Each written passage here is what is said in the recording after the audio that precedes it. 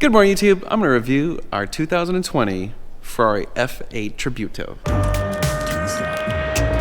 are you recording all of the nefarious activities? If you're new to the channel, my name is Dan, and over there is Josh. And this... I might go along on this ride. Yeah. This is something special. We have an F8, and these things are just stupid fast, absolutely insane cars. I am very much looking forward to driving this. So I have driven the F8s before. I've driven the F8 Tributo back when they first came out. Do it, Dan! Woo! Oh my! And then we've driven Fred's F8 Spider.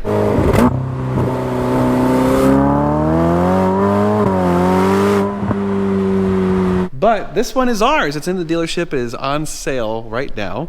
And one of you can own this spectacular piece of machinery. So we're going to walk around and show you all about it. And then, of course, take it out for a spin. So you're going to enjoy this one.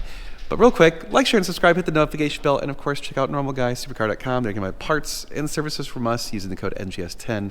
Hooks up 10% off. And our dealership website, NG Supercars. Oh, yeah. Yeah, this one's good. Oh, mama. Yeah, I am a big fan of the look of the F8. I think they look absolutely awesome. In my opinion, when they went from the 458 to the 488, they should have made it look like this. They should have made it look significantly different. Instead, the 488, in my opinion, looks way too similar to the 458 and 480 look way too similar, yeah. But the F8, I mean, look at this. You got this really cool scoop that actually comes right here, and it actually goes down through there. That's pretty cool. Very large intake cooling stuff. You even have like little exhaust vent thingies right there for the heat, so it blows it out to the side. That's pretty neat. This particular example, full car PPF, so if you're actually interested in buying it, you know, don't have to worry about scratches and stuff, which is pretty awesome. There were a couple different wheel designs. This one's not my favorite, but I actually still think it looks pretty decent. Got black calipers. You've got some ground effects on the sides that appears to be in black composite material, and then you've got like this guy sticking out way out here. It's like you can see it bulges out quite a bit from the body of the car. And like the 488, you have a large intake scoop with this kind of, I don't know, little wing divider thing. Now, the reason, of course, if you didn't know, that this is called the F8 Tributo, it is a tribute to the F40 because of a Lexan piece of glass over the Lexan piece of Lexan, it's whatever, plexiglass over the engine bay. So you got a great view of the engine, and it is a good looking engine. Oh yeah. So these guys have the twin turbo 3.8 or 3.9 liter, I forget. I think it's 3.9. So it's producing, all right, Josh is verifying. He's fact checking me. What? That's it. It was right around what the Pista had. That's bullshit. I thought it was 800 something. All right, well, whatever. 700. Oh no. 812 is 800 something. That's what it is. Okay, well, I hate numbers because they don't really mean anything. What means something to me is how it feels on your butt. Anyway, it's got a lot of horsepower and a whole shitload of torque as well. You got a big diffuser down here, and you got the exhausts coming out like in the bumper line. The nice thing is they actually move the camera into a reasonable position. If you've driven a 488, the reverse camera is way down at the bottom of the car, and it just makes it so it's totally worthless. It's absolutely horrible. And you do have this cool little air deflection, whatever air goes through there. And another thing that they brought back was the quad taillights. And to me, the Ferraris always had to have 4 circular taillights. Like, this just looks right. The last one that happened was the 430. 430, yep, and then the 458 got rid of it, and the 488 continued having this, and now that looks just tremendous in my opinion. Well, as long as we're looking at the engine bay, let's pop that open. Oh yeah, because it's Lexan, it's like super lightweight. Now, we actually have heard, believe it or not, this is the same size piece as what goes on the 488. So if you had a 488, you could actually buy this Lexan piece and throw it on there, but it's something like $10,000, so you probably don't want to do that. Same basic engine and power plant as the Pista, from what I understand. So it's basically about the same horsepower, although I think they maybe use like different turbos or something. So there's some reason why it's not quite as spiffy as the Pista. Whatever, who cares? It's still pretty badass. But yeah, really good looking engine. tucked in there, super low, mounted very low into the chassis. And you can see you got the 2 intakes coming in from the intercoolers after it gets sucked in and compressed by your turbos, which are hiding into those little side areas. So it's a little bit tighter squeeze than like the 458. Oop, nope, there it goes. Now moving on to the front, you may be wondering, hey, it's got that hole in the front. Does that change the ability for it to actually hold stuff? Got plenty of front space. So there you go. I don't think it actually changed the front size at all. Maybe a tiny bit. Yeah. Okay, yeah. You can see this kind of curves over, so maybe the front in the 48 comes out a little bit more. I don't know. Whatever. You can still fit a bunch of crap in there, and actually you can see it dips way down there because of that little air scoop. But you can see this thing's got a pretty good amount of options. I do like that when they started putting the little plaques with the options on the cars. It does make it a little bit easier to figure out what does this car actually have on it. Well, there you go. And I am sad that they moved this off of the trunk piece onto the bumper. They did that in the 48, so you can see 458. The reason I like that is that's where you always push down when you wanted to lock the front. And as long as we're kind of moseying around this thing, let me show you the interior, which this one is spec'd out quite lovely. You've got Rosso inserts on the door cards. You've got Rosso stitching and the black Nero leather. You've got the Daytona seats with Rosso Alcantara inserts, looking wonderful. Red seat belts. You've got carbon fiber steering wheel with the shift lights, carbon fiber shift paddles, and it's got red striping on the shift paddles and red striping on the steering wheel, which looks tremendously cool. And you've got the Rosso lower section of the dash with carbon fiber inserts in the dash, and of course you got the carbon fiber bridge for the controls. So this thing is optioned quite heavily. Very lovely spec. Does not have the axle lift, is pretty much the only thing it's kind of missing. Otherwise, it's pretty well decked out. Oh, guy who sold it to us left the garage door opener. We'll have to get that to him. Well, anyway, let's go take it for a spin. All right, here we go, YouTube. Let's take this puppy out for a spin. Okay. Now. All right, so it does still have the analog tachometer, which is nice, but you have digital displays.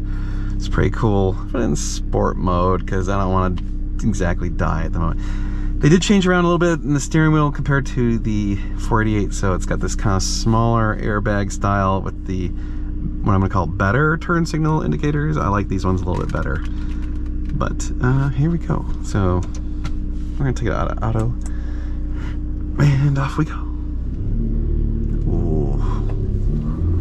Yes. Now these things are quite exciting once we get going. We just gotta let it warm up a little bit. Now, right away you're gonna notice, compared to the 458 and 488, the shifting is just absolutely instantaneous and smooth. Also, these seem to ride a little bit smoother. So this road, you know, our road sucks, and it drives quite well. It's very pleasant. The steering is very, very, very precise. One thing I like about the turbo cars, I feel like you leave it in a higher gear and you just get this like push.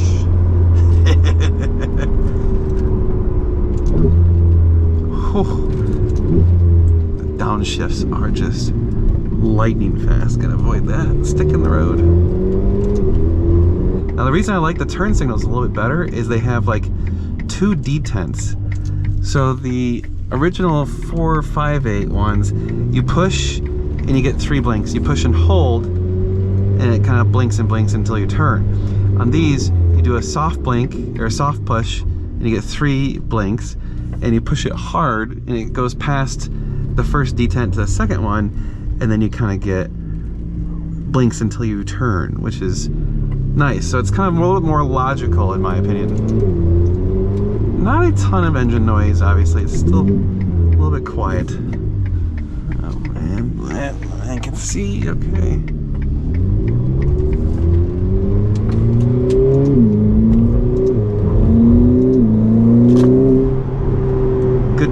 turbo sounds once you get laid into it. Yeah, the interior noise is very mild. A little bit of engine hum. You know, we're at 3,000 RPMs. It's not too noisy. If I shift up 7th gear, now it's like dead silent. Just a tiny bit of wind noise in the window. We want to hear this thing. Ooh, yeah. God, those downshifts. Just absolutely instantaneous. Oh, very sharp steering and very precise.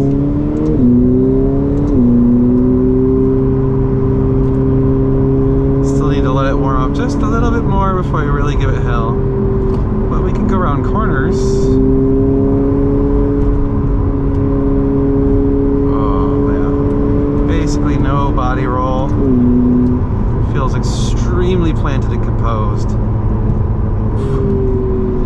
Love the turbo spool.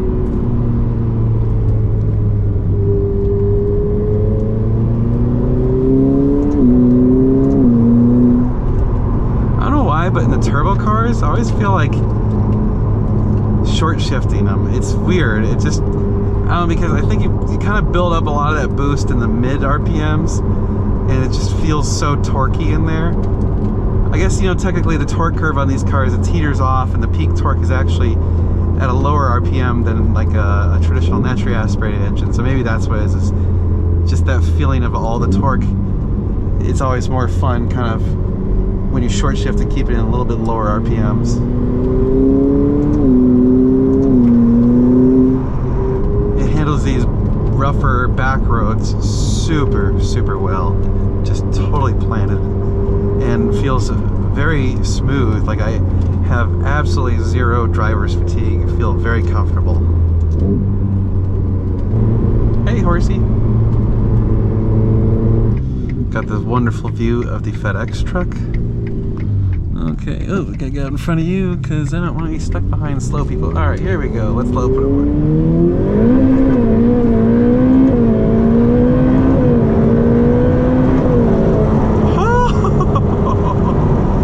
Holy crap.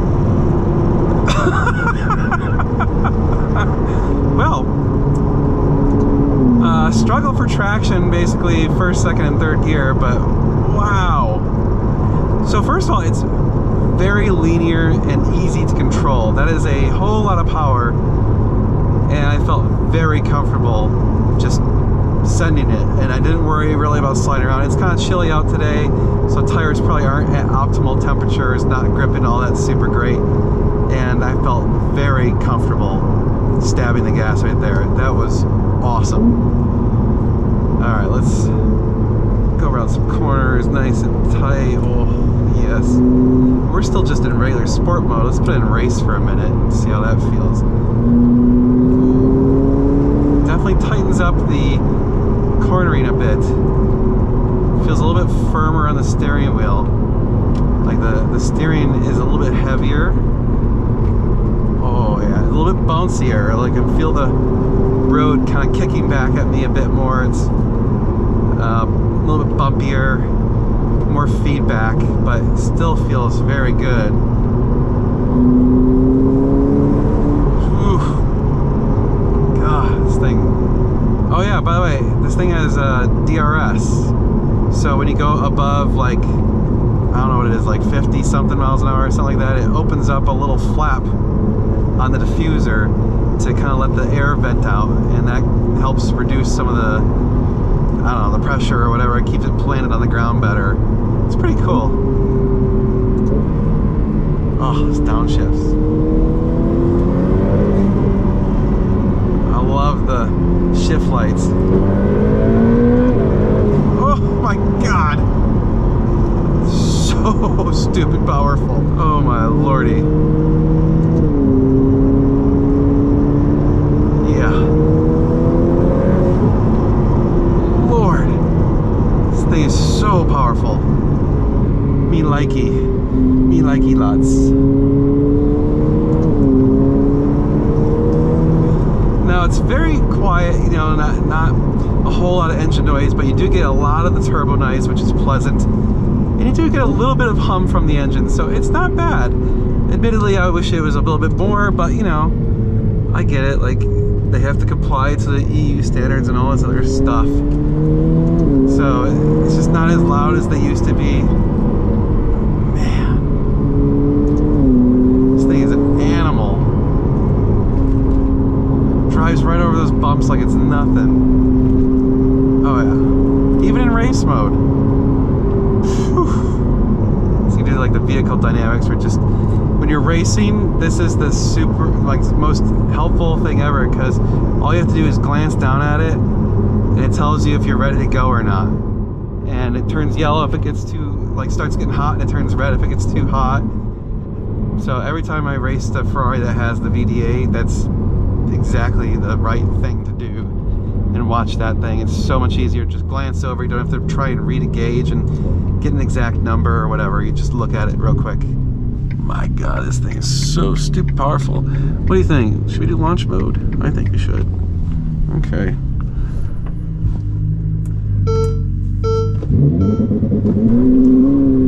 Oh!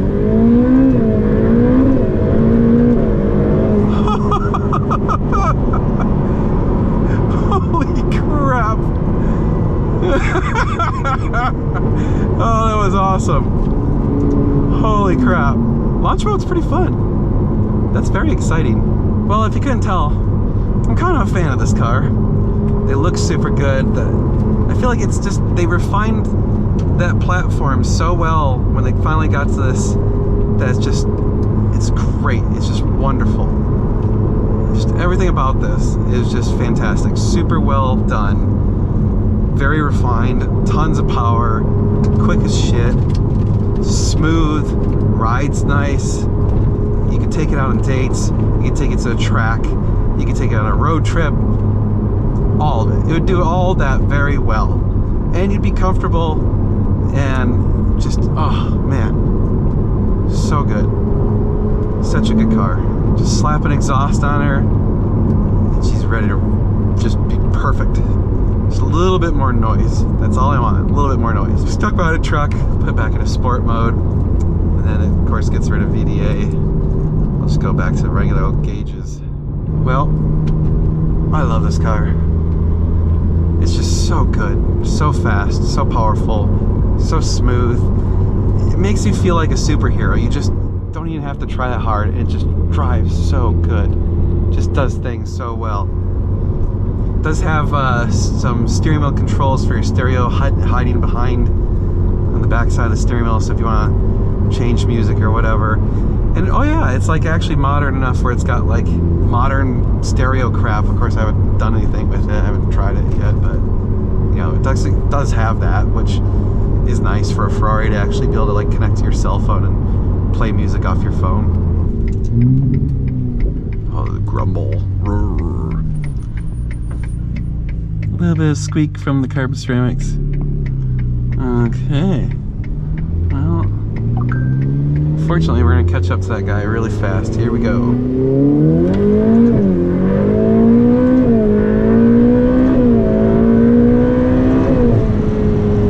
Good Lord.